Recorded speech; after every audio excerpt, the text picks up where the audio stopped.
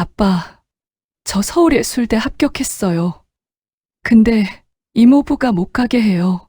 석양 아래 서진은 찢어진 합격 통지서를 끌어안고 그대로 땅에 무너져 오열했습니다. 숨이 끊어질 듯 울음이 터지고 두 손은 피가 배도록 종이를 쥐고 있었죠. 그 절규는 묘비 앞 공기를 뜨겁게 갈랐습니다.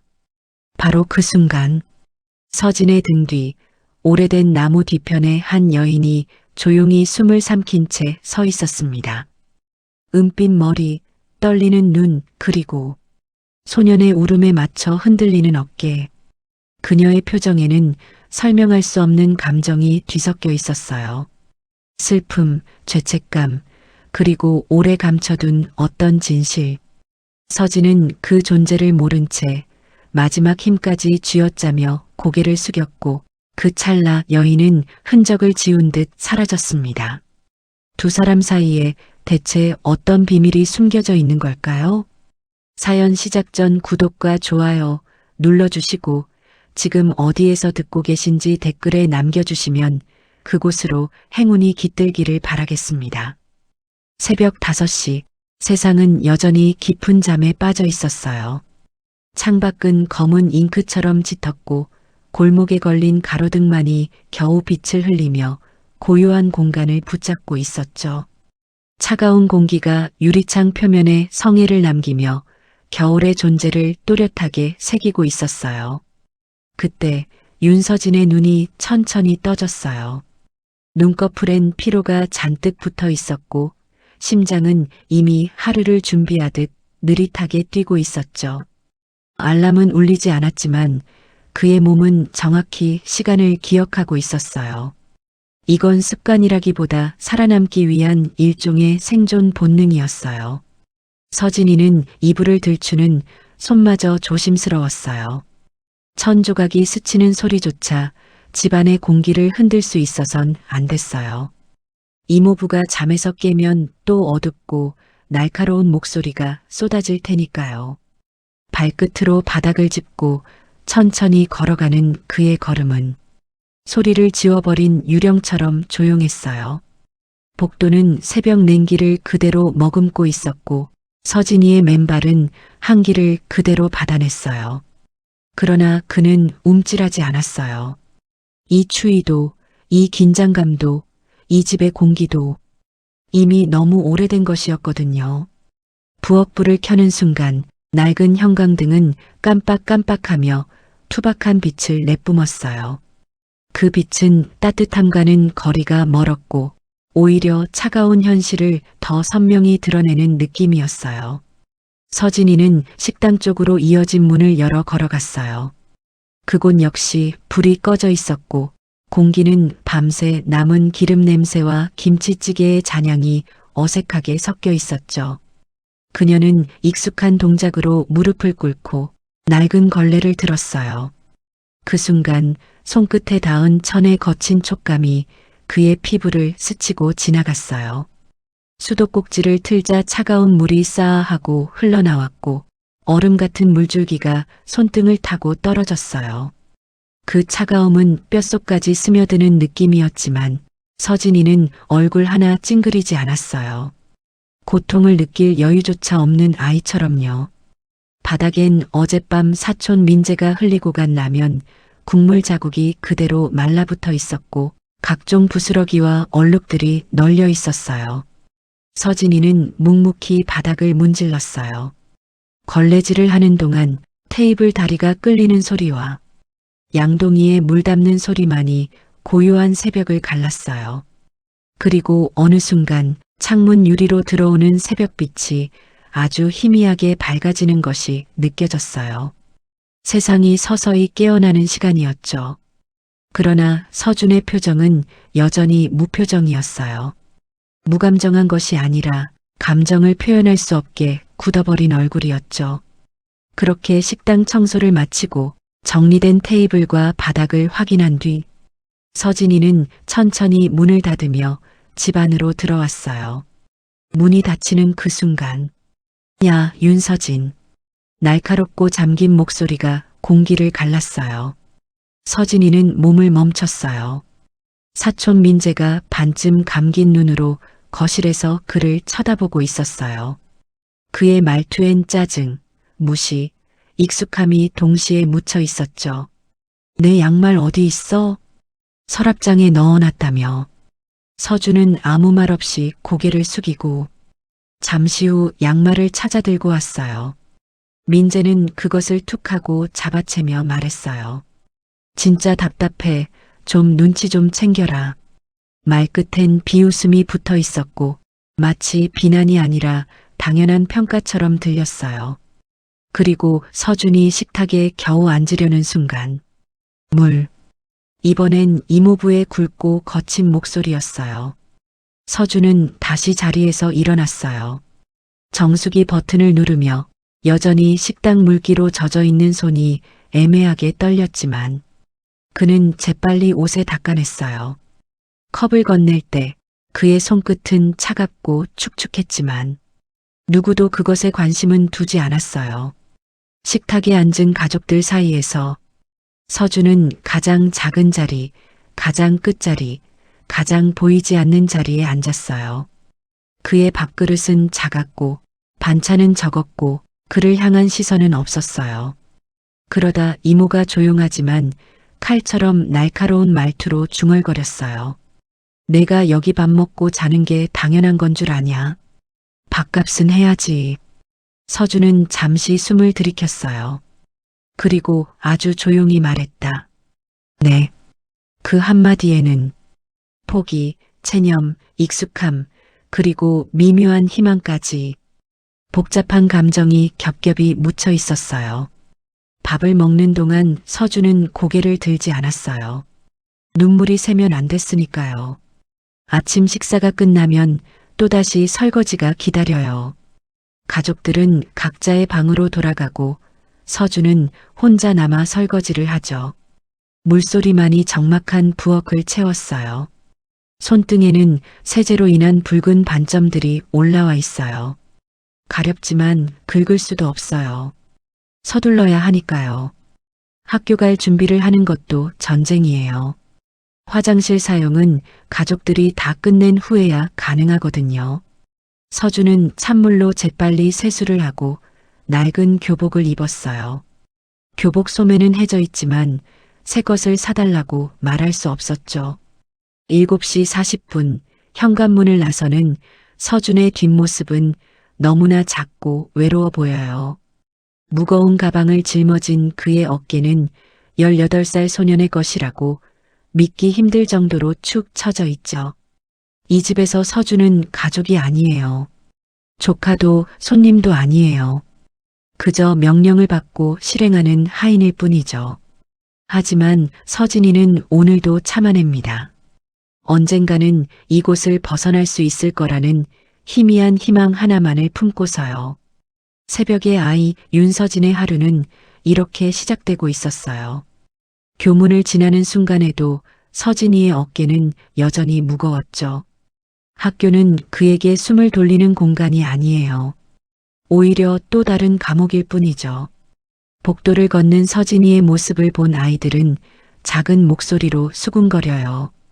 쟤 또 졸겠지. 어제도 수업 시간에 엎드려 있었다며. 속삭임은 작지만 서준에게는 너무나 선명하게 들려요. 하지만 그는 못 들은 척 걸어갑니다. 상처를 들여다보면 더 아플 테니까요. 2학년 3반 교실에 들어서자 가장 먼저 눈에 들어온 건 사촌 민재예요. 민재는 친구들 사이에서 떠들며 웃고 있었지만 서진이를 보자 표정이 금세 차갑게 굳었죠. 야, 윤서진. 그 말투는 집에서와 똑같아요. 명령, 지시, 그리고 무시. 서진이가 가방도 내려놓기 전에 민재가 앞에 섰어요. 과제했어? 내 것도? 단숨에 공기가 무거워져요. 서진이는 잠시 입술을 깨물었어요. 어젯밤에는 청소와 설거지가 끝나기도 전에 새벽이었거든요. 그게 시간이. 뭐라고? 시간이 없었다고? 민재가 목소리를 높이자 주변 학생들의 시선이 일제히 쏟아졌어요. 서진이는 고개를 더 깊게 숙였어요. 미안, 쉬는 시간에 할게. 민재는 비웃음 섞인 숨을 내쉬며 중얼거려요. 쓸모없는 거. 그 말에 아무도 나서지 않아요. 서진이도 다른 누구도. 서진이의 자리는 교실 맨 끝 창가. 늘 혼자인 자리죠. 책상을 열어 가방을 정리하려는데 눈꺼풀이 무겁게 내려와요. 불과 3시간뿐인 잠은 몸이 기억하기엔 너무 부족했어요. 1교시 수학 시간, 선생님의 목소리가 멀리서 들려오는 듯 희미해져요. 그네 공식에 따르면 서진이는 필기를 하려 펜을 들어보지만 손끝에 힘이 없어 글씨는 삐뚤어지기만 하죠. 꾸벅. 고개가 떨어지는 순간 서진이는 스스로 놀라 다시 고개를 듭니다. 하지만 몇 분 뒤 또다시 의식이 흐려져요. 옆자리의 여학생이 서진이를 힐끗 쳐다보지만 말을 걸지는 않아요. 누구도 미움받고 싶진 않으니까요. 3교시가 끝나고 쉬는 시간이 되자 민재가 다시 다가옵니다. 야, 내 공책. 점심시간까지 다 옮겨 적어. 한쪽으로 밀려난 교과서를 바라보며 서진이가 조심스럽게 말했어요. 점심시간에는 밥 먹으려고? 민재는 비웃으며 말하죠. 한 끼 굶어도 안 죽어. 넌 먹을 시간이 아니라 과제할 시간이야. 그리고 민재는 서진이의 책상 위에 공책을 툭 던지고 돌아갔죠. 공책을 펼치자 빽빽한 수학풀이들이 가득해요. 서진이는 한숨 대신 조용히 펜을 들었어요. 4교시 국어. 이번엔 담임 박 선생님 수업이에요. 선생님은 칠판을 적다가 서진이가 다시 고개를 떨구는 모습을 발견했어요. 다른 선생님이었다면 꾸준히 따라왔겠지만 박 선생님은 한동안 서준을 바라보다가 조용히 수업을 이어가셨어요. 그리고 수업이 끝난 뒤 부르셨죠. 서진아, 잠깐 나와볼래? 서진이는 심장이 두근거렸어요. 혼나는 건 아닐까? 혹은 민재가 또 뭐라고 했을까? 하지만 복도에 나선 순간 들려온 목소리는 그가 예상한 단단한 톤이 아니었어요. 서진아, 요즘 많이 힘들지? 그 한마디에 서진이의 눈이 순간적으로 흔들려요. 마음속 깊은 곳이 뜨겁게 울리고 있었죠. 하지만 그는 애써 입술을 닫고 말합니다. 괜찮아요, 선생님. 잠은 잘 자고 얼굴이 계속 피곤해 보여. 네, 괜찮아요. 박 선생님은 대답의 내용이 아니라 떨리는 목소리를 듣고 있었어요. 힘든 일 있으면 선생님한테 말해도 돼. 잠시 멈춘 뒤 서준은 아주 작게 대답해요. 네. 그 짧은 대화 뒤 서진이는 다시 교실로 돌아와 점심시간 동안 과제를 베끼며 보냅니다. 급식실에서는 아이들이 웃고 떠들며 식사하고 있는데 서진이의 자리에는 펜 긁는 소리만 이어져요. 배는 고프지만 손은 멈출 수 없어요. 멈추면 집에서 더 큰 대가를 치러야 하니까요. 그리고 오후 수업이 끝나고 교실을 나설 때 서진이의 발걸음은 어느 때보다 천천히 움직입니다. 학교마저 서준에게 쉼이 아니라 또 다른 버팀의 곳이라는 사실이 오늘 하루를 더 무겁게 만들고 있었어요. 수업이 모두 끝나고 친구들이 삼삼오오 모여 교문을 나설 때 서준의 발걸음은 그들과 반대 방향으로 움직여요. 누군가는 떡볶이를 먹으러 가고 누군가는 PC방으로 뛰어가며 웃지만 서준에게 그런 시간은 없어요. 학교가 하루의 끝이 아니라 또 다른 업무의 시작이라는 걸 그는 이미 알고 있죠. 버스 정류장 앞에 서서 서진이는 주머니 속 교통카드를 꼭 쥐어요. 손끝은 차갑지만 손바닥에는 땀이 촉촉하게 배어 있어요. 피곤함이 몸보다 마음을 더 짓누르는 것만 같아요. 버스에 올라 맨 뒤 창가에 앉아 창밖으로 스치는 풍경이 아련하게 흔들려 보입니다. 따뜻한 난방이 켜진 버스 안은 서진이에게 오랜만에 찾아온 안식처럼 느껴지지만 서진이는 눈을 감지 않아요. 잠들었다가 지나치면 안 되니까요. 오늘도 지각하면 매니저에게 듣게 될 말이 뻔하거든요. 버스가 정류장에 멈추자 서준은 천천히 자리에서 일어났어요.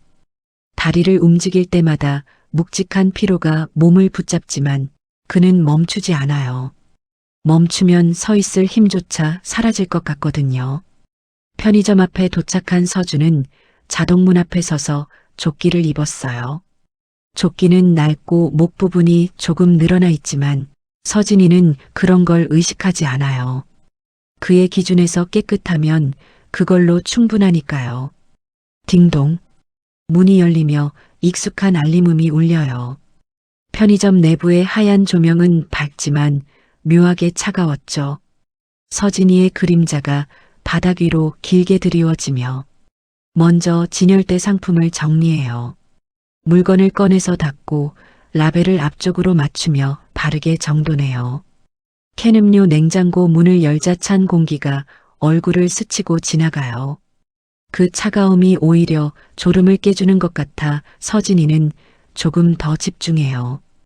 그리고 이어지는 건 생수 박스 정리예요.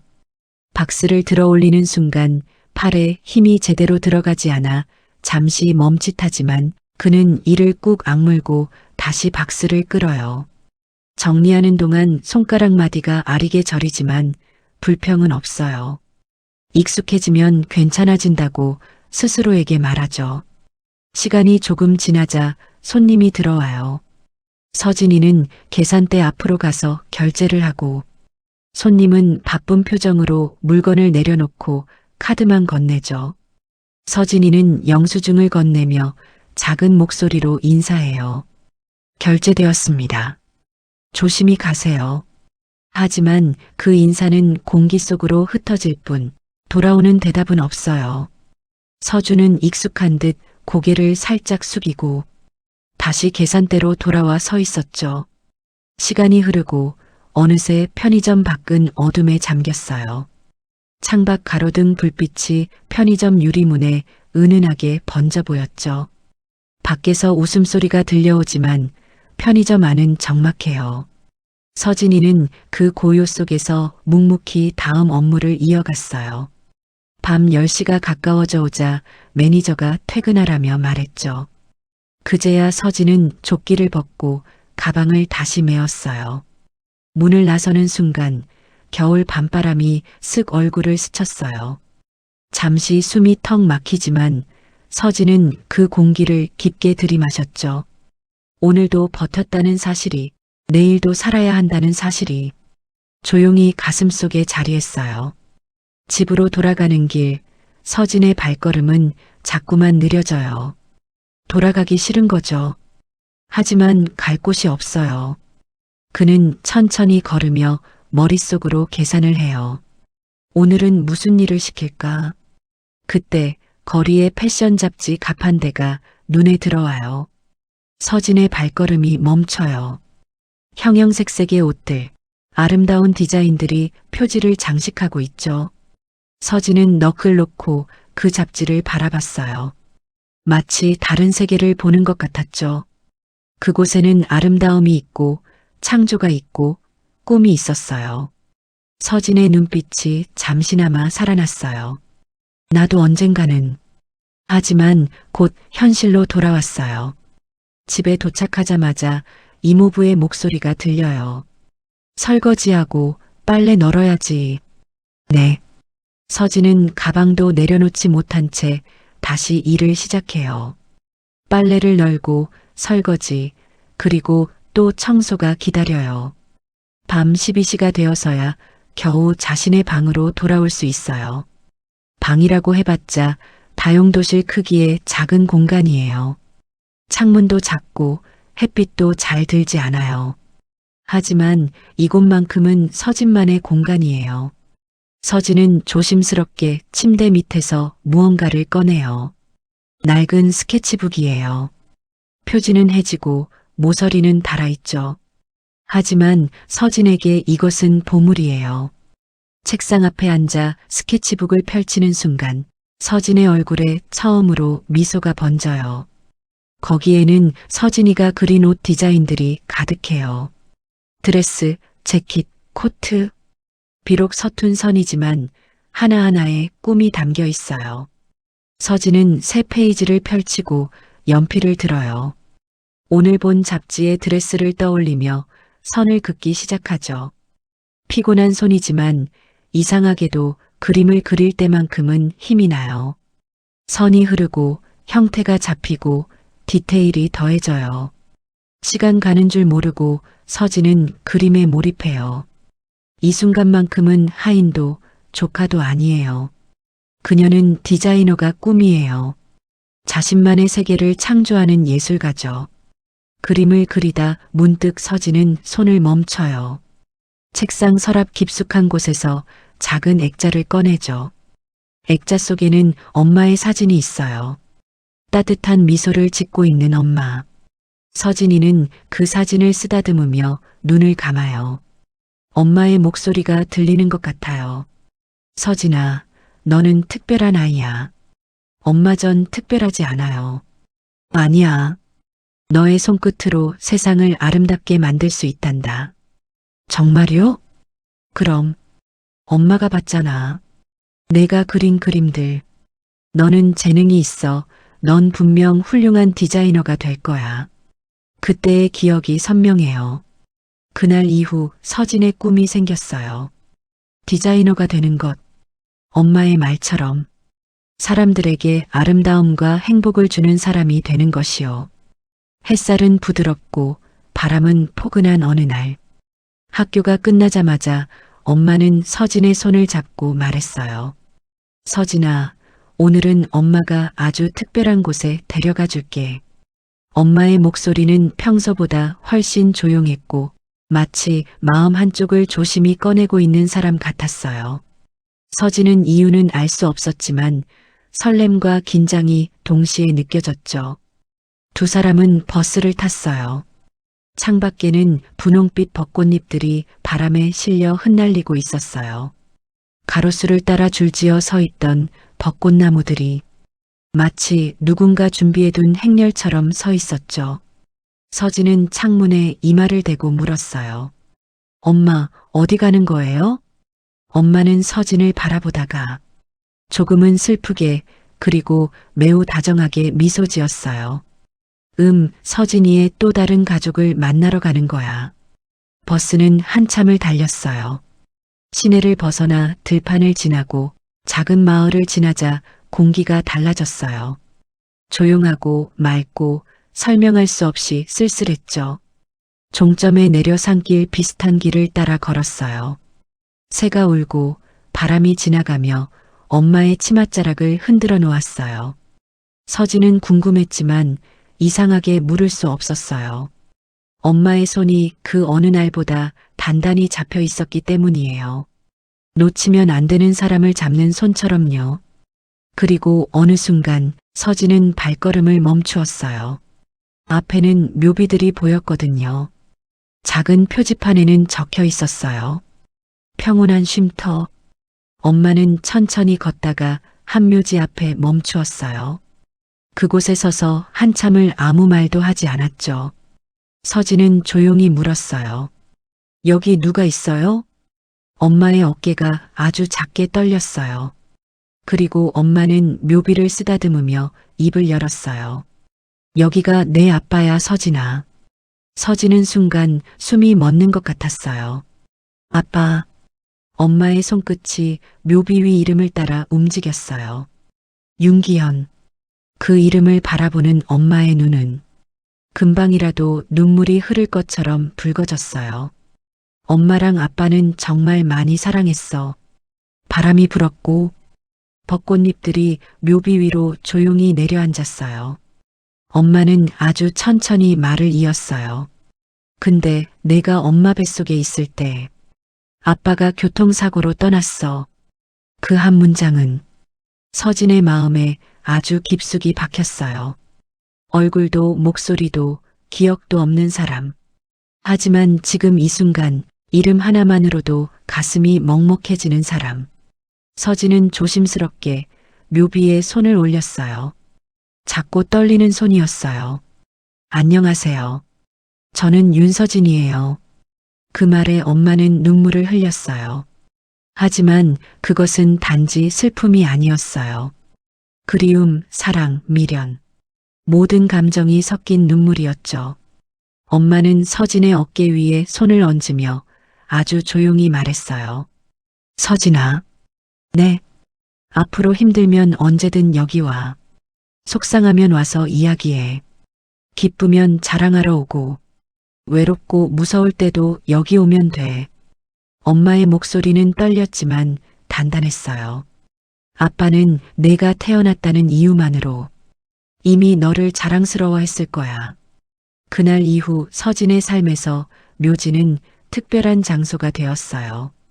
기쁘거나 슬프거나 말할 곳이 없을 때면 서진은 그곳을 찾았어요. 봄이면 벚꽃잎이 묘비 위로 내려앉았고 여름이면 바람이 묘비 주변 풀잎을 흔들었어요. 가을에는 낙엽이 담요처럼 묘비를 덮었고 겨울이면 희고 차가운 눈이 묵묵히 자리를 지켰죠. 그 시간 동안에도 서진과 엄마는 둘뿐이었어요. 작은 월세방 벽지가 군데군데 벗겨진 곳이었지만 웃음이 있었고 따뜻함이 있었어요. 엄마는 새벽부터 밤늦게까지 일했어요. 식당, 청소, 재봉일. 할 수 있는 건 뭐든지 했어요. 서진은 그런 엄마가 자랑스러웠어요. 엄마는 늘 말했죠. 서진아, 사람은 가진 게 없어도 괜찮아. 하지만 꿈이 없어선 안 돼. 그 말은 서진에게 세상의 어느 명언보다 더 큰 의미였어요. 하지만 행복은 오래 머물지 않았어요. 서진이 11살이 되던 겨울이었어요. 눈이 조용히 내리던 어느 저녁 집안에는 라면 냄새가 희미하게 퍼져 있었죠. 서진은 숙제를 하고 있었고 엄마는 재봉틀 앞에 앉아 바느질을 하고 있었어요. 그 소리는 규칙적이고 조용했어요. 그런데 어느 순간 재봉틀 소리가 멈췄어요. 서진은 고개를 들었고 엄마가 의자에서 천천히 앞으로 쓰러지는 모습을 보았어요. 엄마. 대답이 없었어요. 서진은 다급하게 엄마 이름을 불렀어요. 엄마, 엄마 일어나. 엄마의 손은 차갑고 축 늘어져 있었어요. 눈은 감겨 있었고 숨소리조차 들리지 않았어요. 서진은 울면서 119에 전화를 걸었어요. 얼굴도 잘 보이지 않을 만큼 눈물이 고여 있었죠. 구급차의 사이렌 소리가 가까워졌고 그때만큼 세상이 무섭다고 느꼈던 날은 없었어요. 병원 응급실의 하얀 조명 아래 서진은 의자에 앉아 두 손을 꽉 쥐고 있었어요. 의사의 얼굴은 너무 차갑고 현실은 너무 잔인했어요. 뇌출혈입니다. 출혈 부위가 너무 커서 그 한 문장은 서진의 세계를 송두리째 무너뜨렸어요. 며칠 후 장례식장에서 서진은 검은 옷을 입고 작은 손으로 향을 올렸어요. 장례식장은 조용했고 향 냄새가 공기 속에 가득 배어 있었어요. 좋아하지도 잊을 수도 없는 냄새였죠. 사람들은 위로의 말을 건넸지만 아무 말도 들리지 않았어요. 서진은 속삭이듯 말했어요. 엄마 가지마. 나 혼자 어떻게 해. 하지만 엄마는 대답하지 않았고 그날 이후 세상은 더 차가워졌어요. 서진이는 혼자가 되었고 이모분의 집으로 왔어요. 그때부터 모든 게 변했죠. 서진이는 눈물을 닦아냈어요. 엄마, 저 아직도 꿈을 버리지 않았어요. 힘들지만 포기하지 않을게요. 액자를 다시 서랍에 넣고 서진은 스케치북을 펼쳤어요. 그리고 다시 그리기 시작하죠. 피곤함도 배고픔도 잊은 채요. 이 스케치북이 서준의 유일한 희망이에요. 이 그림들이 언젠가 현실이 될 거라는 믿음. 그것이 서진이가 버티는 이유예요. 새벽 1시 서진이는 마지막 선을 긋고 연필을 내려놔요. 완성된 드레스 디자인을 바라보며 작게 미소 짓죠. 언젠가는 반드시. 불을 끄고 누운 서진의 눈에서 마지막 눈물 한 방울이 흘러내렸죠. 하지만 그의 입가에는 희망이 남아 있어요. 꿈의 조각들. 그것이 서진이를 살아있게 만들었어요. 고등학교 3학년 봄바람이 따뜻하게 불기 시작한 어느 날이었어요. 늘 그렇듯 무표정한 얼굴로 복도를 지나던 서진의 시선이 학교 게시판 앞에서 멈춰섰어요. 수많은 공지문들 사이에서 단 한 줄이 그의 숨을 붙잡았죠. 서울 패션 예술학교 특기자 전형 모집. 그 문장을 읽는 순간 서진의 심장이 툭 하고 떨어지는 듯 했어요. 그 학교는 국내 최고의 패션 전문 학교예요. 유명 브랜드 디자이너, 런웨이를 빛내는 아트 디렉터, 수많은 스타 디자이너들이 바로 그곳에서 나왔죠. 서진은 잠시 손끝으로 공고문을 스치며 속으로 중얼거렸어요. 여길 내가. 하지만 곧 머리에 떠오르는 건 현실이었어요. 등록금, 수업비, 재료비, 실습비. 그 모든 비용은 진이 같은 처지에서는 감히 상상조차 할 수 없는 숫자였어요. 그러나 공고문 맨 아래 누구도 신경 쓰지 않고 지나칠 한 줄이 그의 시선을 붙잡았어요. 우수학생 전액 장학금 지원. 그 순간 서진이의 가슴속에서 아주 조용하지만 분명한 울림이 있었어요. 희망 같기도 하고 두려움 같기도 한 감정. 하지만 확실한 건 하나였죠. 이건 기회였어요. 그리고 서준에게 마지막 일지도 모를 기회였어요. 하지만 하나 문제가 있었죠. 이모부가 허락할 리 없다는 것. 서진이는 복도 한가운데 서서 오래 고민했어요. 몰래 지원해버릴까? 그런데 합격하면 어떻게 하지? 그땐 숨길 수 없을 텐데. 같은 생각이 끝없이 맴돌았어요. 하지만 이번만큼은 도망치고 싶지 않았어요. 점심시간 서진이는 떨리는 손으로 박 선생님이 계신 상담실 문을 두드려요. 들어와. 문을 열자 담담한 표정의 박 선생님이 서준을 바라봐요. 그 부드러운 시선에 서준의 긴장한 어깨가 조금 내려가요. 선생님, 상담 좀 하고 싶어요. 조심스레 의자에 앉은 서준은 망설이다가 품에서 스케치북을 꺼냈어요. 3년 동안 한 장 한 장 그려 넣은 그림들. 밤새 도망치듯 작업하고 숨기듯 지켜온 서준의 전부였죠. 저희 학교에 지원하고 싶어요. 박 선생님은 스케치북을 받아들고 천천히 넘겨보기 시작했어요. 페이지를 넘길수록 선생님의 표정이 점점 놀란 표정으로 바뀌어요. 서진아, 이거 내가 혼자서 다 그린 거니? 네. 이건 재능이 아니라 실력이야. 정말 놀랍다. 그 말에 서진의 눈가가 뜨겁게 흔들렸어요.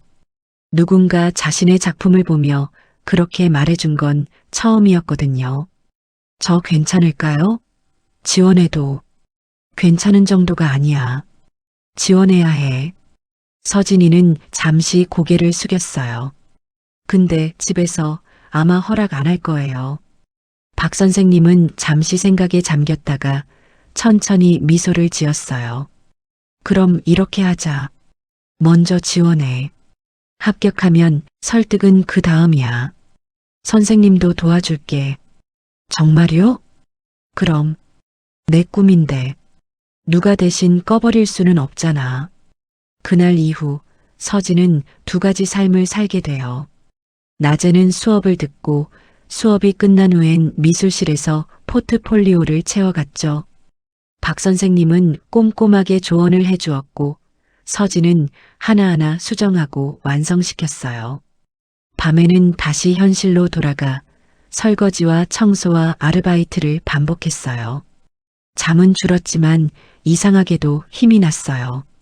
포트폴리오가 완성된 날 서준은 그 두꺼운 파일을 꼭 끌어안고 오래도록 움직이지 못했어요. 됐다.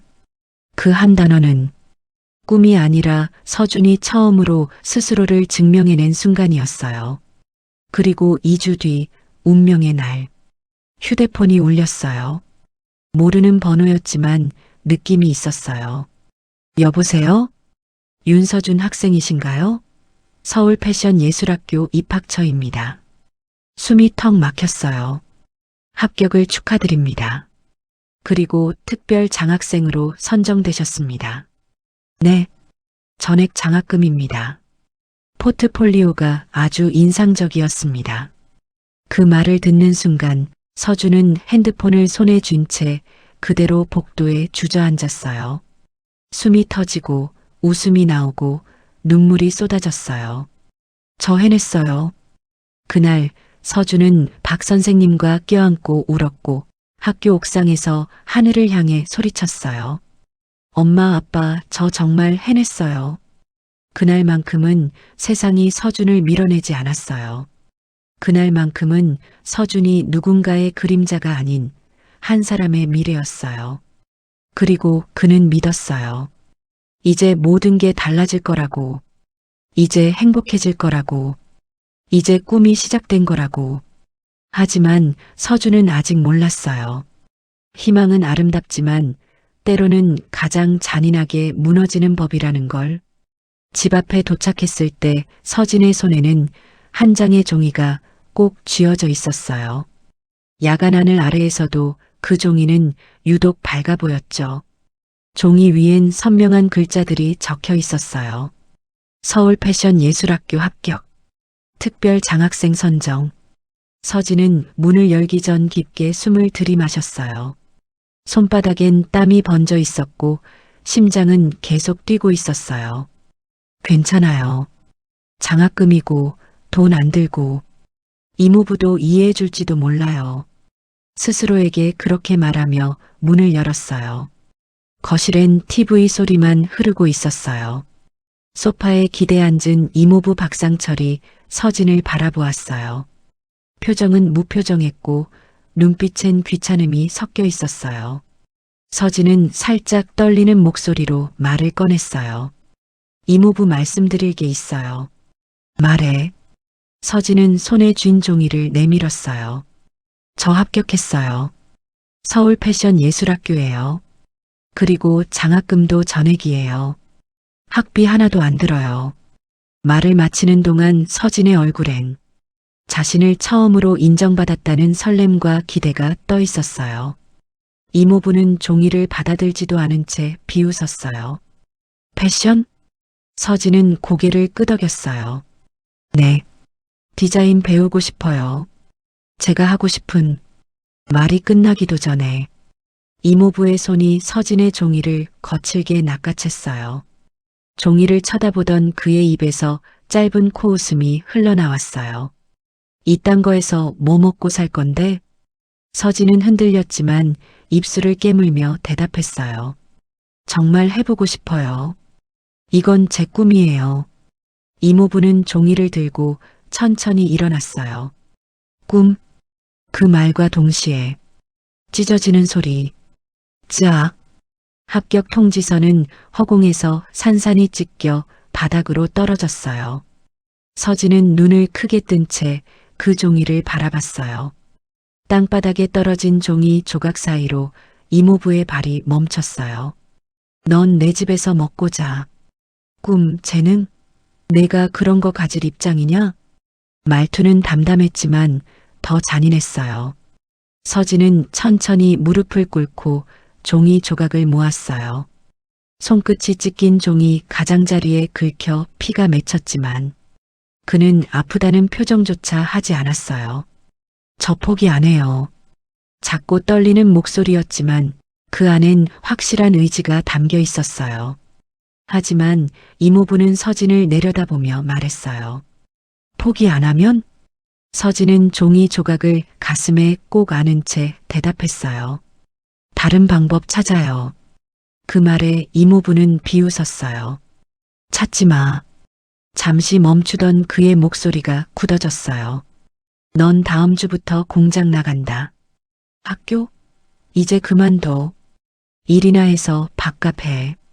서진은 그 말을 듣는 순간 몸에서 단단히 붙들고 있던 무언가가 스르르 내려앉는 느낌이었어요.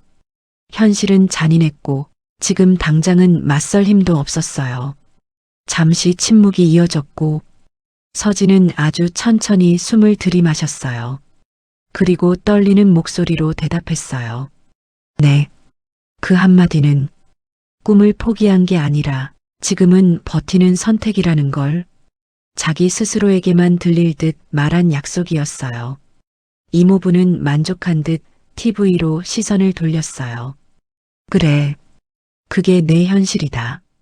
서진은 남겨진 종이 조각들을 가슴에 안은 채 조용히 자기 방으로 걸어갔어요.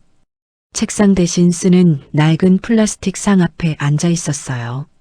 손은 떨리고 있었고 눈은 충혈되어 있었어요. 그 앞에는 찢겨나간 합격 통지서 조각들이 산산이 흩어져 있었죠. 작은 투명 테이프를 들고 조각을 하나씩 맞춰 붙여가기 시작했어요. 손끝이 아릴 만큼 조심스럽게 마치 깨진 유리를 맞추듯 마치 생명을 되살리려는 사람처럼 테이프가 조각들과 맞닿을 때마다 작은 숨이 흘렀어요. 찢긴 부분이 이어질 때마다 서진의 가슴 안 어딘가에서 아프고도 희미한 희망이 피어올랐어요. 여기 맞겠지. 작은 목소리가 방 안에 울렸어요. 조각을 붙일수록 글자들이 다시 모습을 드러냈어요. 합격 축하드립니다. 그 문장이 겨우 보일 정도로 붙여졌을 때 서진의 손이 멈췄어요. 눈물이 한 방울 종이 위로 떨어졌어요.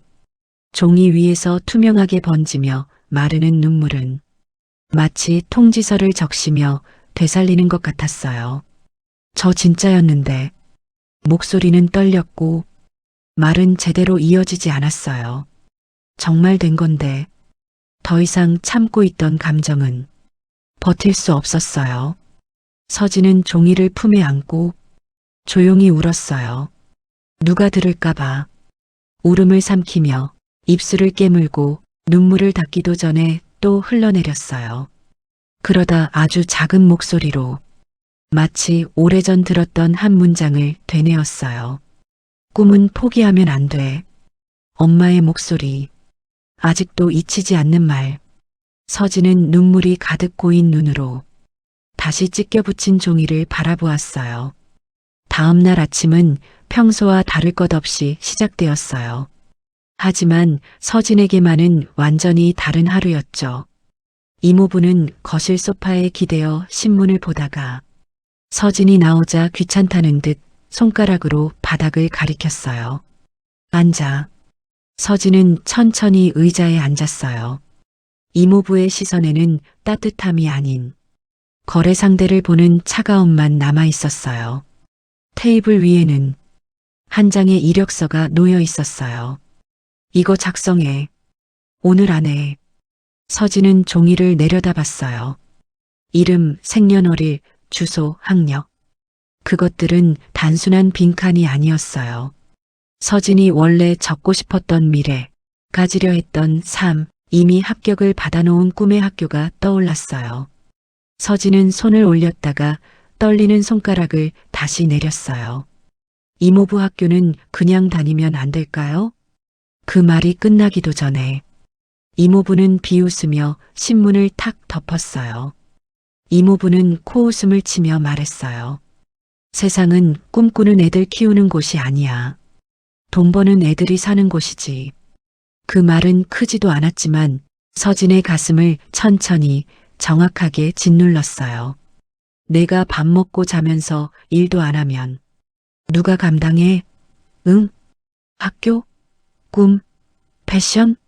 웃기지 마. 이모부는 손가락으로 이력서를 톡톡 두드렸어요. 현실은 여기야. 오늘 공장 면접 본다. 깨어 있어. 서진은 대답하지 않았어요.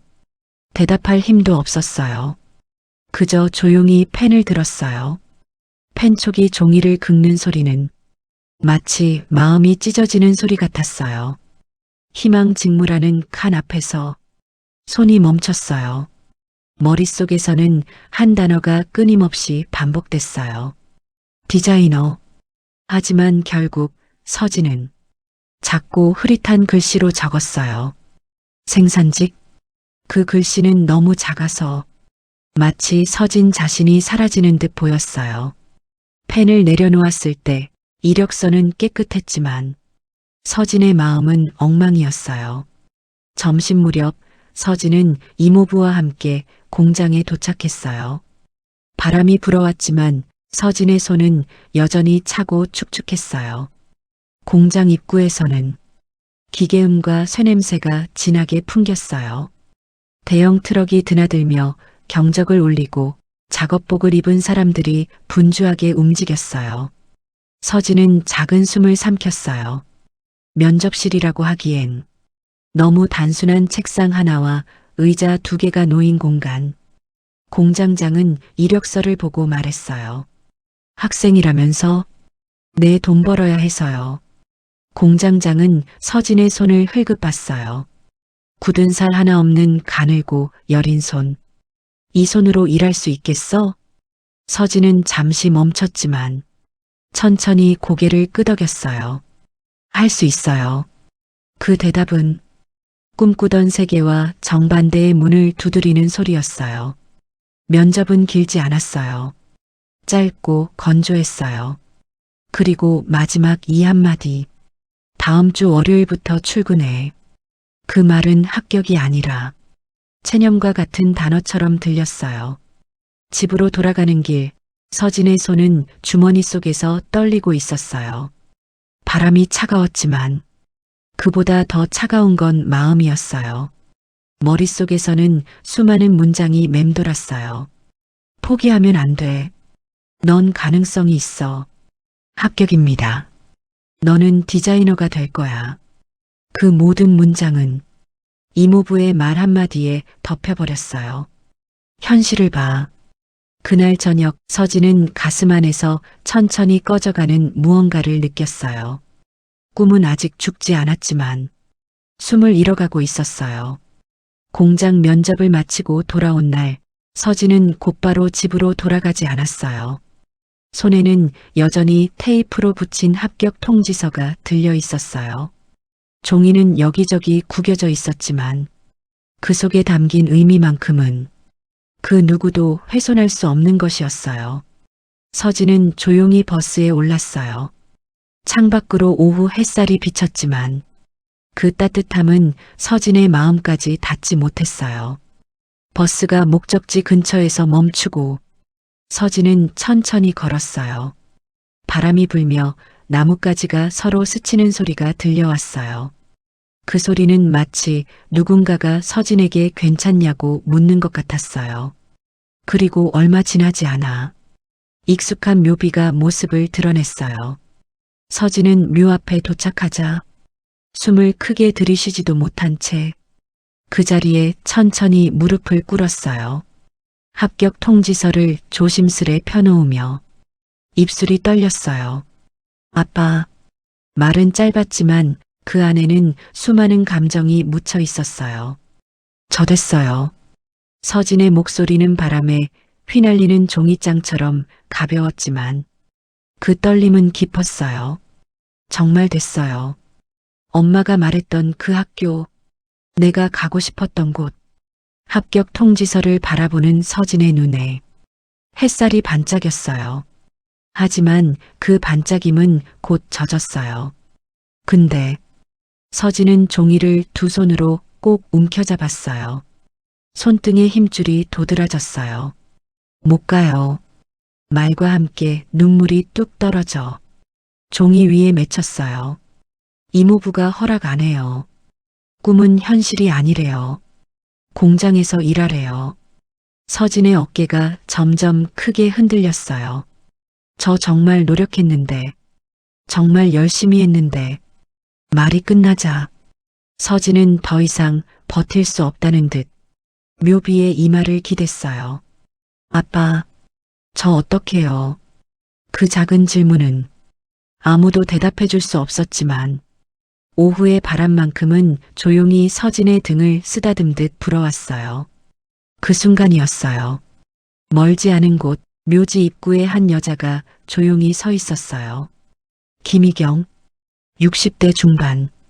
백발이 은빛처럼 정갈하게 묶여 있고 검은 코트 아래 실루엣은 고급스러웠어요. 손에는 하얀 국화 한 송이. 그녀는 서진이 무너지는 모습을 숨도 쉬지 않듯 조용히 바라보고 있었어요. 옅은 놀람, 슬픔, 그리고 오래된 기억이 흔들리는 표정. 서진의 품에 들린 종이. 찢어졌다 테이프 붙은 합격 통지서가 희경의 시선을 사로잡았어요. 그녀의 눈빛이 아주 천천히 변했어요. 처음엔 단순한 관찰이었지만 이윽고 확신에 가까운 무언가가 피어났어요. 그 학교, 희경의 입술이 미세하게 움직였어요. 그 이름은 그녀에게도 낯설지 않았어요. 그곳은 수많은 제자를 키웠고 수많은 재능과 좌절이 공존하던 곳이었어요. 그리고 그녀의 시선이 묘비의 이름에 닿았을 때 희경은 걸음을 멈췄어요. 가슴 속에서 오래된 상처가 다시 적셔지는 듯 숨을 끌어당기는 소리가 조용히 흘렀어요. 설마 그녀는 움직이지 않았어요. 그저 서진을 바라볼 뿐이었죠. 서진은 여전히 그녀를 보지 못한 채 찢어진 종이를 가슴에 세게 끌어안았어요. 마치 그 종이가 자신의 마지막 숨, 마지막 희망인 것처럼. 희경은 아주 오래 그 모습을 바라보다 천천히 고개를 숙였어요. 너무 많은 생각이 한꺼번에 김희경의 머릿속을 스쳐 지나갔어요. 그녀는 여전히 묘비 앞에 멈춰 서 있었죠. 방금 전까지 울며 말을 건네던 그 소년 서진. 아빠, 다음에 또 올게요. 공장 들어가기 전에 한 번 더 올게요. 그때는 웃으면서 올게요. 기다려주세요. 그 말, 그 목소리, 그 표정. 희경의 심장은 이유를 모른 채 깊게 무너져 내렸어요. 도대체 저 아이는 누구지? 왜 내 아들의 묘 앞에서 아빠라고 부른 거지?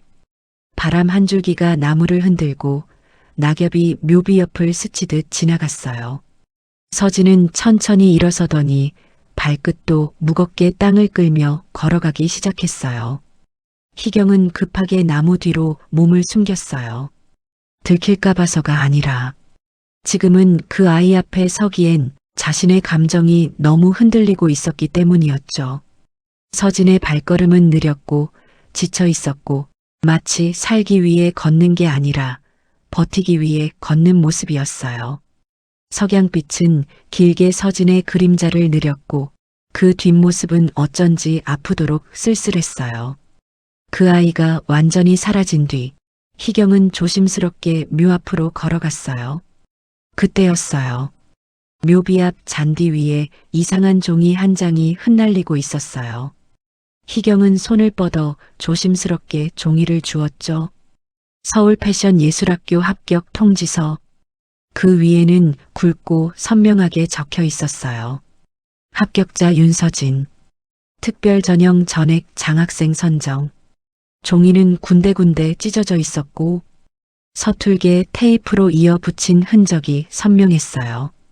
희경의 손끝이 미세하게 떨렸어요.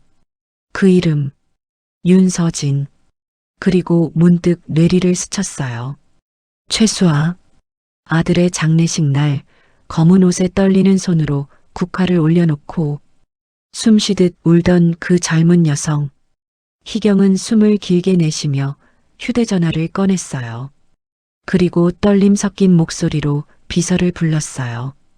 지금 당장 알아봐야 할 게 있어요. 말씀하세요, 여사님. 한 아이를 찾고 싶어요. 이름은 윤서진. 나이는 19 정도일 거예요. 그리고 어머니 이름은 아마 최수아일 겁니다. 조사 후 보고 드리겠습니다. 그런데 이유를 여쭤봐도 될까요? 김희경은 바로 대답하지 않았어요. 대신 묘비를 바라보았죠. 그 위에는 자신의 아들이 살아있던 마지막 모습이 담긴 사진과 이름이 있었어요.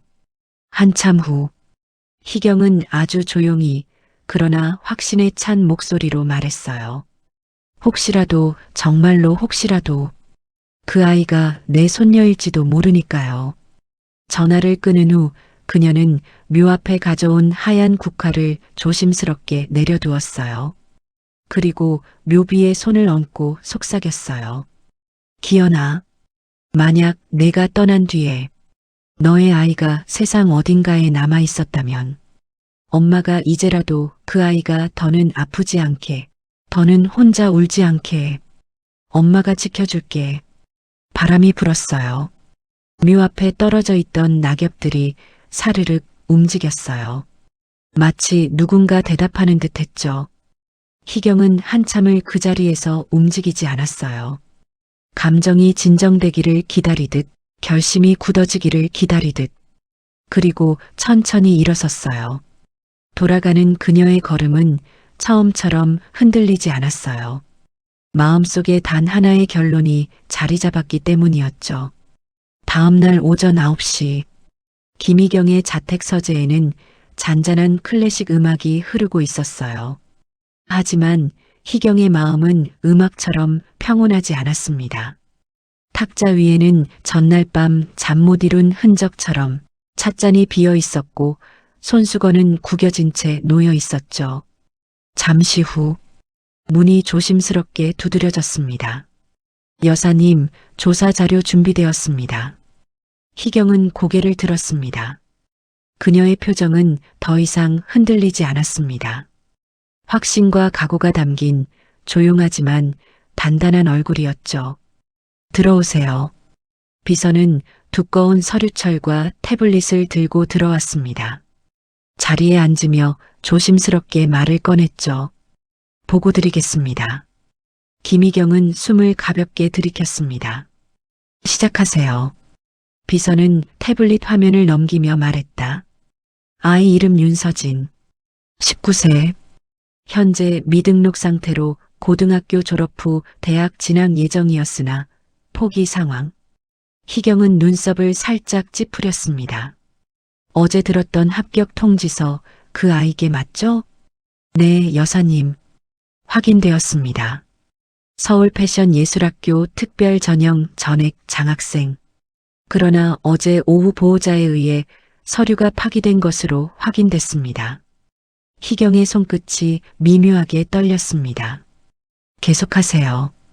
비서는 서류를 넘겼습니다. 어머니 최서아 향년 37세.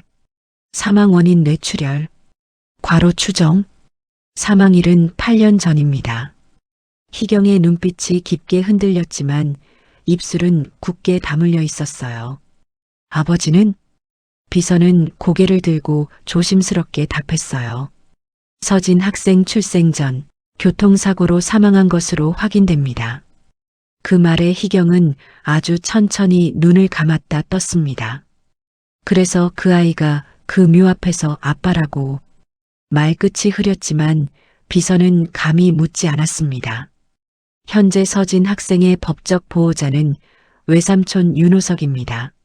하지만 보호자의 역할을 정상적으로 수행했다고 보기 어렵습니다. 희경의 눈빛이 조금 날카로워졌습니다. 근거는? 비서는 페이지를 넘기며 적힌 항목들을 읽었습니다. 첫째, 서진 학생의 모친 최서아. 사망 당시 보험금 2억 원이 지급되었는데 비서는 짧게 숨을 들이켰다 내쉬며 계속했습니다. 그 전액이 윤호석 명의 계좌로 이체됐습니다. 그러나 사용처를 추적한 결과 비서는 서류를 뒤집으며 숫자를 가리켰습니다. 서진 학생을 위한 지출은 단 한 건도 없습니다. 희경의 손이 테이블 위에서 천천히 멈췄습니다. 한 건도? 예. 단 한 번도요. 잠시 정적이 흘렀어요. 비서는 이어서 다음 증빙을 꺼냈습니다. 둘째, 서진 학생은 중학교 1학년 겨울부터 아르바이트를 시작했습니다. 식당 설거지, 전단지 배포, 폐지 수거, 편의점 야간 근무까지 아르바이트 종류는 최소 9개 이상입니다.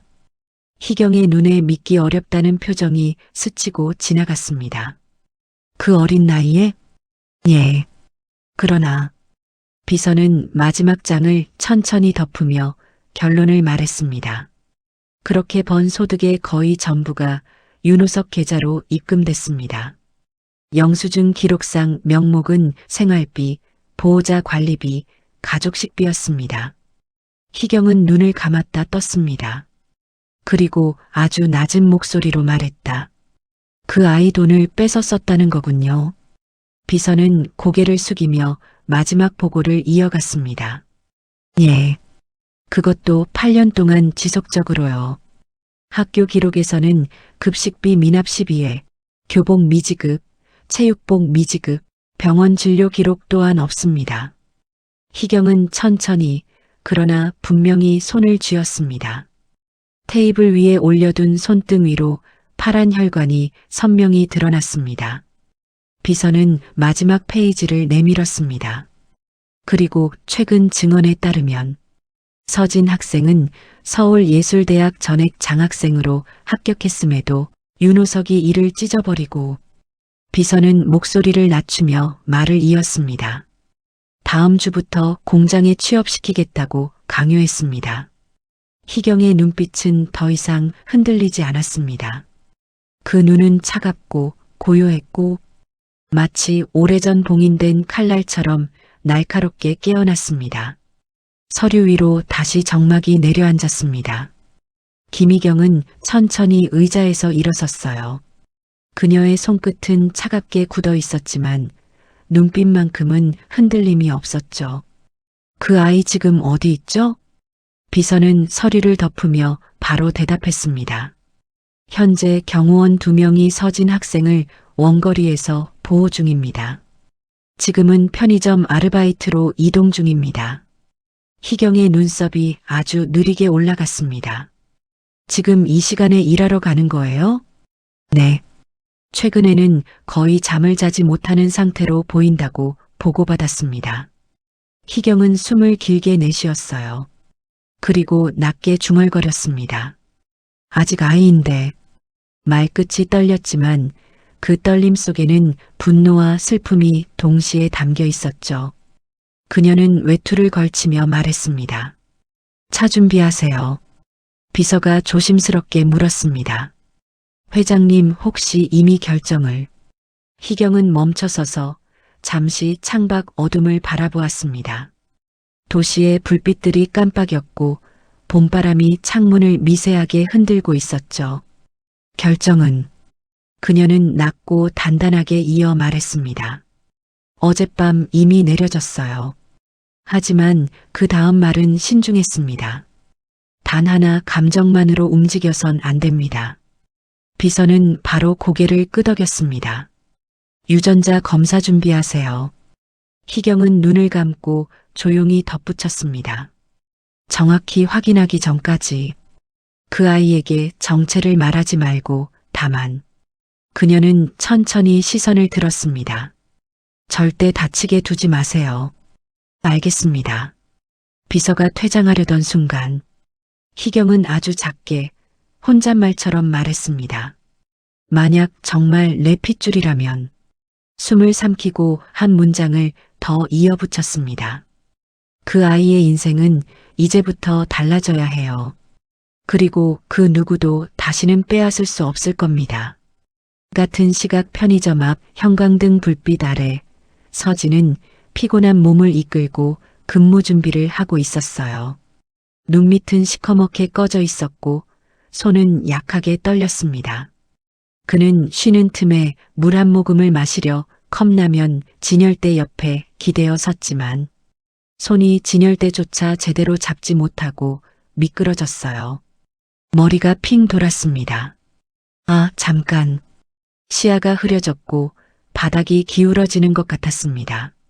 순간 탕! 서진의 몸이 그대로 앞으로 쓰러졌습니다.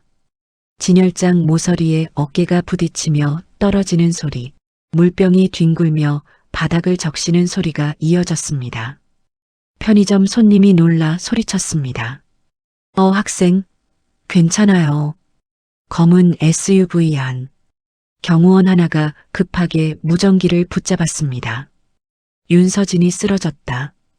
빨리 119 신고부터 해. 두 사람은 문을 밀치고 달려 들어갔습니다. 한 명은 119에 신고했고 다른 한 명은 서진의 몸을 조심히 뒤집어 눕혀 기도를 확보했어요. 서진의 입술은 파랬고 숨소리는 얕고 불규칙했죠. 경호원이 속삭이듯 말했습니다. 탈수 쇼크다. 혈압 거의 없다. 구급차 안 사이렌 소리가 새벽 공기를 찢으며 울렸습니다. 서진의 곁에서 경호원은 계속 상태를 체크하고 있었습니다. 혈압백에 50 의식 흐림. 구급대원이 묻습니다. 보호자 되십니까? 경호원은 잠시 망설였지만 곧 단단히 말했습니다. 곧 도착합니다. 병원 응급실 자동문이 열리고 바람이 서늘하게 스쳐 지나갔습니다. 흰 외투에 검은 장갑을 낀 김희경이 급히 들어왔습니다. 그녀는 차분한 목소리로 말했지만 어딘가 떨려 있었습니다. 상태는? 구급대원이 답했습니다. 심한 영양실조, 탈수, 과로입니다. 늦었으면 위험했을 겁니다. 희경의 손이 가늘게 떨렸습니다. 하지만 그녀는 곧 굳은 표정으로 말했어요. 특실 잡으세요. 최고 의료진 모두 부르세요. 비용은 조건 없이 제가 책임집니다. 의사와 간호사들이 고개를 끄덕이며 움직이기 시작했습니다. 희경은 서진이 누운 침대를 바라봤습니다. 그 얼굴은 창백했고 눈썹 사이에는 깊은 피로가 자리 잡고 있었죠. 그녀는 아주 낮게 들리지 않게 중얼거렸습니다. 이제 됐어. 천천히 아주 조심스럽게 그녀는 서진의 손등 위에 손을 올렸습니다. 더는 혼자 두지 않을 거야. 서진이 병실 침대 위에서 천천히 눈을 떴어요. 하얀 천장, 약품 냄새, 그리고 팔에 꽂힌 링거. 머리가 띵하고 몸이 무거웠죠. 마치 오랫동안 깊은 바닷속에 잠겨 있다가 겨우 올라온 사람처럼요. 눈을 조금 굴리자 침대 옆에 앉아있는 한 여자가 보였어요. 단정한 트위드 코트, 진주 귀걸이, 나이가 느껴지는 깊은 눈매. 세상과 많은 이야기를 해온 사람 같은 얼굴이었지만 지금 그 표정은 흔들리고 있었어요. 낯선 얼굴. 하지만 묘하게 따뜻하고 서진을 오래 지켜본 사람처럼 느껴졌죠. 서진은 본능적으로 몸을 일으키려 했지만 링거줄이 팔을 당겨 멈췄어요. 저 실례지만 누구세요? 목소리는 여전히 약했지만 조심스러운 경계가 담겨 있었어요. 서진은 이런 상황이 익숙하지 않았어요. 보살핌도 관심도 그런 따뜻함은 살아오며 허락받아 본 적 없었으니까요. 여자는 잠시 대답을 하지 않았어요. 그저 서진을 바라보며 꼭 무언가를 삼키는 듯한 표정을 지었죠. 그리고 아주 조용히 입을 열었어요. 많이 힘들었겠구나. 서진은 순간 굳었습니다. 그 말이 마치 오래된 상처 위에 손을 얹는 것처럼 아프게 다가왔어요. 서진은 시선을 피하며 말했어요. 괜찮아요.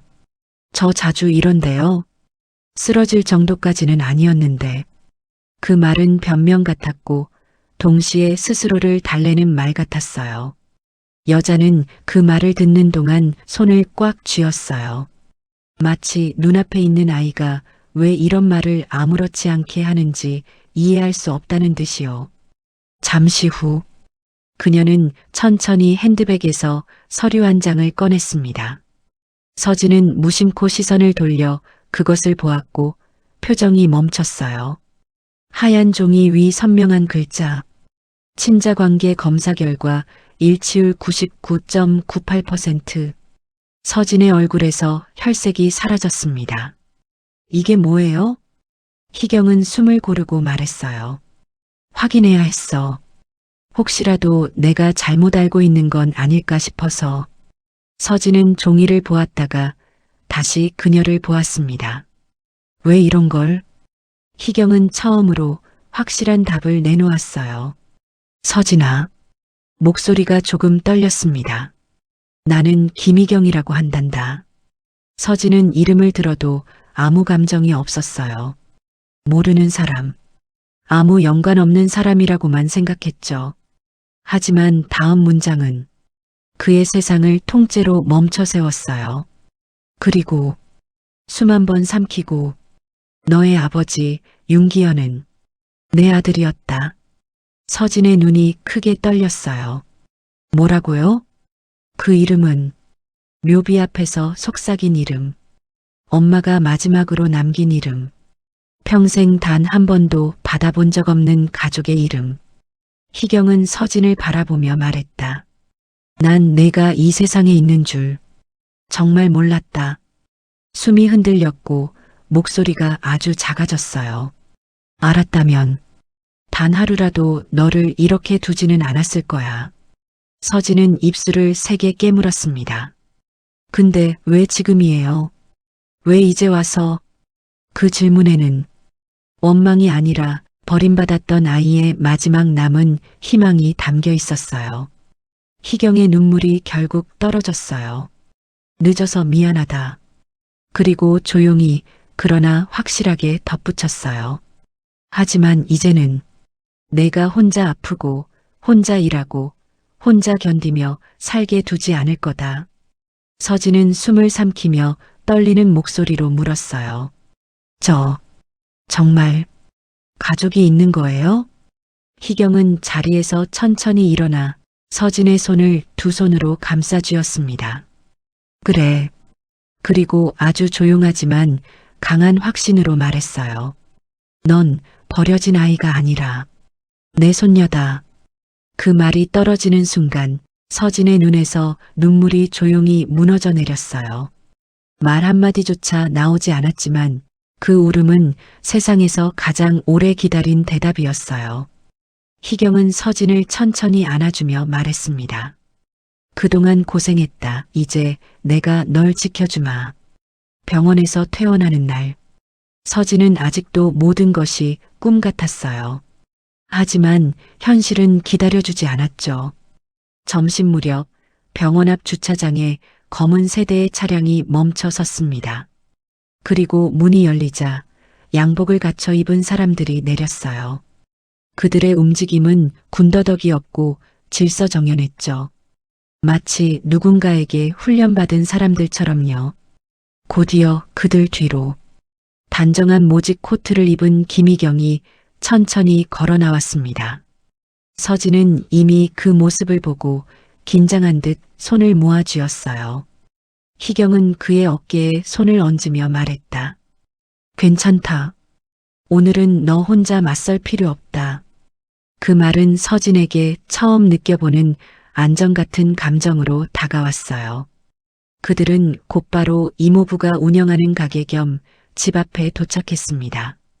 낡은 간판, 떨어진 페인트, 주변과 어울리지 않는 검은 고급차들. 문을 두드리기도 전에 안에서 누군가 버럭 소리쳤어요. 누구야? 영업시간 아니야. 그리고 문이 열리자 이모부는 눈앞의 상황을 보고 멈춰섰습니다. 뭐야 이게? 그의 눈은 서진을 먼저 봤고 이어 희경과 경호원들을 보았어요. 서진, 이게 뭐 하는 짓이야? 희경이 대신 대답했습니다. 당신에게 묻고 싶은 말이요. 그 한 문장만으로 공기가 묘하게 바뀌었어요. 이모부는 짜증 섞인 목소리로 웃었어요. 아, 무슨 이야기 들었나 본데. 애가 착각한 것 같네요. 저 아이는 우리 집에서 키워준 은혜를 모르는. 그 말이 끝나기도 전에 희경의 비서가 한 뭉치의 서류를 그의 눈앞에 놓았습니다. 보험금 지급 내역서, 계좌 입금 기록, 편의점 급여 미지급 자료, 육체노동 및 미성년 강제노역 관련 법 위반 기록. 이모부의 표정이 굳었습니다. 희경의 목소리는 낮았지만 단단했습니다. 서진이 어머니의 사망 보험금, 총 2억 원. 페이지가 넘겨졌습니다. 당신 계좌로 입금된 직후 차량 구입, 가구 교체, 사업비 사용, 그리고 개인 카드 결제. 이모부는 당황한 듯 웃었습니다. 그건 내가 대신 관리해 준 거고. 희경은 말을 자르지 않았습니다. 그가 스스로 무너질 때까지 기다렸죠. 그리고 비서는 마지막 서류를 꺼냈습니다. 미성년자 불법 노동, 생계비 명목의 착취, 학업 방해 및 생활 통제. 서류 아래엔 이미 도장이 찍힌 종이 한 장. 고소장. 이모부의 얼굴에서는 피가 가시기 시작했습니다. 잠깐 이런 건 말로 해결할 수 있는. 이번엔 희경이 서류를 접으며 말했다. 나는 말로 해결하러 온 게 아니라오. 그녀의 눈빛은 흔들림이 없었어요. 정확히는 서진에게서 빼앗긴 시간을, 삶을, 권리를 법적으로 되돌려 받으러 온 것이오. 이모부가 서진을 보며 다급하게 외쳤습니다. 서진, 너 정말 이럴 거냐? 내가 아니었으면 너 길바닥이었어. 그 순간 서진이 처음으로 말했다. 목소리는 떨렸지만 단단했습니다. 엄마는 절 이런 삶에 두라고 맡긴 게 아니에요. 이모부가 멈췄어요. 서진은 숨을 크게 쉬고 아주 조용히 덧붙였습니다. 저는 그동안 고맙다는 말을 해야 한다고 생각했어요. 근데 이제 알아요. 당신은 저를 키운 게 아니라 그냥 이용한 거예요. 그 말은 더 이상 소년의 말이 아니었어요. 그건 살아남기 위해 침묵하던 아이가 처음으로 자신을 지키기 위해 꺼낸 말이었어요. 희경은 서류철을 이모부 앞으로 밀며 말했다. 변호사와 경찰이 곧 도착할 거요. 도망치고 싶으면 지금이 마지막이요. 이모부는 아무 말도 하지 못한 채 굳었습니다. 서진은 뒤돌아 걸어 나왔어요. 문이 닫히는 순간 마치 긴 악몽의 문도 함께 닫힌 것처럼 느껴졌습니다. 밖으로 나오자 희경이 조용히 물었어요. 괜찮겠니? 서진은 잠시 하늘을 올려다보았어요. 눈빛에는 슬픔도 두려움도 있었지만 그 안에는 조금의 희망도 있었어요. 네, 이제 정말 괜찮아질 것 같아요. 희경은 그 말에 미소를 지었습니다. 그래, 이제 시작이니까. 몇 달 후 서진의 하루는 더 이상 새벽 어둠 속에서 시작되지 않았어요. 이제 그의 아침은 천장이 아닌 햇살이 들어오는 큰 창문을 먼저 바라보는 것에서 시작되었죠. 하얀 도화지 같은 방, 깔끔하게 정리된 작업 테이블, 그리고 한쪽 벽을 가득 채운 패션 서적들과 원단 샘플들. 서진은 여전히 믿기지 않는다는 듯 손끝으로 책장을 쓰다듬었어요. 정말 내가 여기 있는 게 맞는 걸까? 하지만 문 밖에서 들려오는 익숙한 목소리가 그 생각을 끊었어요. 서진아, 준비됐니? 그 목소리, 조용하지만 단단하고 따뜻한 품 같은 목소리. 김희경. 서진은 자리에서 일어나 작은 미소를 지으며 문을 열었어요. 네, 할머니. 오늘도 열심히 해볼게요. 희경은 서진을 바라보며 부드럽게 고개를 끄덕였습니다. 그래, 그 마음이면 충분해. 연구실은 늘 바쁜 공방 같았어요. 재봉틀 소리, 원단이 움직이는 부드러운 마찰음, 그리고 머릿속 아이디어를 펼치는 학생들의 속삭임. 하지만 그 한가운데 자연스럽게 리듬에 스며들어 있는 한 사람이 있었어요. 서진. 그는 재봉틀 앞에 앉아 집중하고 있었죠. 예전처럼 졸음에 지거나 허기를 참으며 버티는 모습은 없었어요. 이제 그의 손은 자유롭고 표정은 살아있었어요. 옆에서 지켜보던 조교가 감탄하듯 말했어요. 선 좀 봐, 너무 안정적이잖아. 손끝 감각이 진짜 타고났어. 희경은 조용히 그 말에 미소만 지었어요. 그녀의 눈에는 자랑과 뿌듯함, 안도감이 담겨 있었죠. 잠시 후 서진이 완성된 옷의 마지막 단추를 달며 속삭였어요. 됐다. 그 순간 그의 눈빛은 이전과 달랐어요. 두려움이 아니라 자신감, 그리고 소유한 꿈을 지켜낼 용기가 담겨 있었죠. 희경이 다가와 옷을 들여다보며 천천히 말했다. 이 옷은 내가 아팠던 시간들을 지나오는 동안 마음속에서 만들어졌지? 서진은 고개를 숙이며 조용히 웃었어요. 네, 외롭고 무섭고 그럴 때마다 떠올랐던 느낌들이에요. 희경은 고개를 끄덕이며 말했다. 그래, 옷은 마음으로 만드는 거야. 자기 이야기가 없는 옷은 아무리 화려해도 금방 사라지지. 그리고 그녀는 덧붙였어요. 하지만 너는 사라질 아이가 아니야. 서진은 그 말에 가슴이 벅차올라 눈을 깜빡였어요. 예전 같았으면 울음을 참았겠지만 이제는 그럴 필요가 없었어요. 희경은 등을 가볍게 두드리며 말했다. 자, 이제 우리 점심 먹으러 갈까?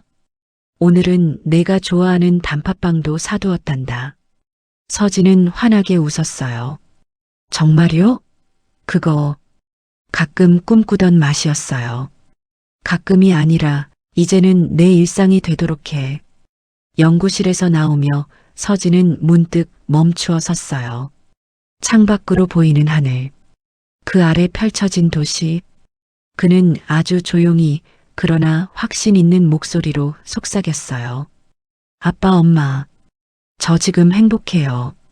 그리고 앞으로 더 잘할게요. 바람이 살짝 그의 머리카락을 흔들었어요. 마치 누군가가 그래, 잘했다 하고 말해주는 듯 했어요. 그날 서진의 발걸음은 그 어느 때보다 가볍고 따뜻했고 앞으로 나아가고 있었어요. 이 이야기의 끝에서 우리는 서진이 걸어온 길을 떠올리며 묻습니다. 당신의 꿈은 지금 어디에 있나요? 혹시 누군가 때문에 멈춰진 꿈인가요? 배경 때문에 포기해야 했던 꿈인가요? 아니면 아무도 믿어주지 않아 숨겨두었던 꿈인가요? 그 꿈이 있다면 오늘 이 이야기 기억해 주세요. 꿈은 누가 허락해야 갖는 게 아니라 지켜내면 결국 현실이 되는 것이라고. 그리고 마지막으로 서진이 조용히 하늘을 보고 남긴 말로 이 이야기를 마무리할게요. 나는 이제 괜찮아요. 그리고 꿈은 계속될 거예요. 오늘 이야기가 마음에 닿았다면 앞으로도 위로가 되는 이야기로 찾아갈 수 있도록 구독과 좋아요 부탁드립니다. 그리고 사연의 주인공에게 따뜻한 응원의 한마디도 댓글로 남겨 주세요. 당신의 오늘을 조용히 응원합니다.